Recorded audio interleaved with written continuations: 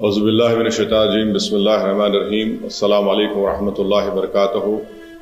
मैं ओखला और मुस्तफ़ाबाद की विधानसभा की आवाम का बेहद शुक्रिया अदा करता हूँ कि आप तमाम ने मिलकर शिफाउर रहमान के लिए और ताहिर हुसैन साहब के लिए आपने अपने वोट का इस्तेमाल किया।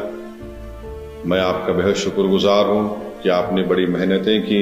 मैं तमाम मजलिस के अरकान का, जनाब शिफाउर रहमान के साथियों का, उनके फैमिली का, ताहिर साहब के फैमिली का और ख़ास तौर से शिफाउर रहमान और ताहिर साहब के शरीक हयात का और ताहिर साहब के 20 साला नौजवान फर्जन का, इनका भी बेहद शुक्रिया अदा करता हूँ कि इन्होंने बड़ी मेहनत की, जस्तजू की।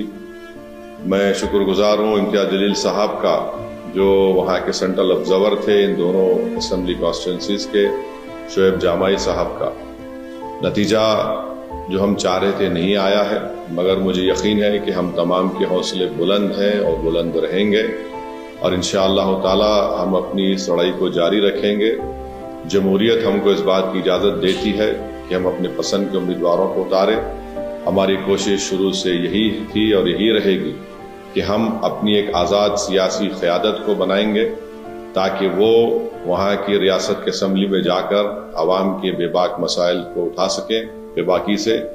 तो इंशाअल्लाह कोशिश जारी रहेगी और मुझे उम्मीद है कि इंशाअल्लाह ताला हम तमाम लोग दुआ करेंगे कि ताहिर साहब को, शिफाउर रहमान को जल्द से जल्द और दूसरे जो लोग पिछले 5 साल से जेल में हैं उन तमाम को बेल मिलेगी, वो अपने घर को वापस आएंगे और इंशाअल्लाह मुझे यकीन है कि वो तमाम के तमाम बेकसूर साबित होंगे।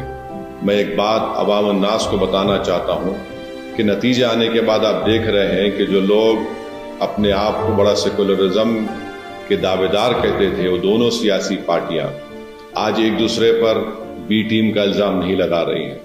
इससे ये बात साफ जाहिर होती है कि जहां मजलिस इलेक्शन अगर ज़्यादा सीटों पर लड़ जाती तो ये फौरन इनका ये हरबे हथकंडे इस्तेमाल करना शुरू हो जाते।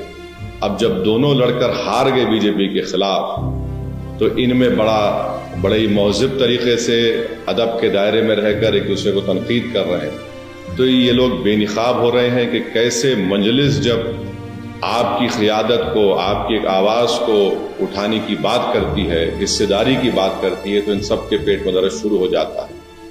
बहरहाल हम अपनी कोशिशों को जारी रखेंगे।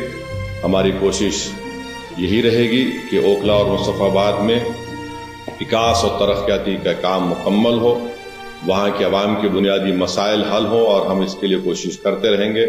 मैं आप तमाम का बेहद शुक्रिया अदा करता हूँ और हमने मेहनतें की। अल्लाह हमारी इस मेहनत को, कुर्बानी को ज़रूर कबूल करेगा और इंशाअल्लाह आने वाला कल हमारा होगा। बहुत बहुत शुक्रिया।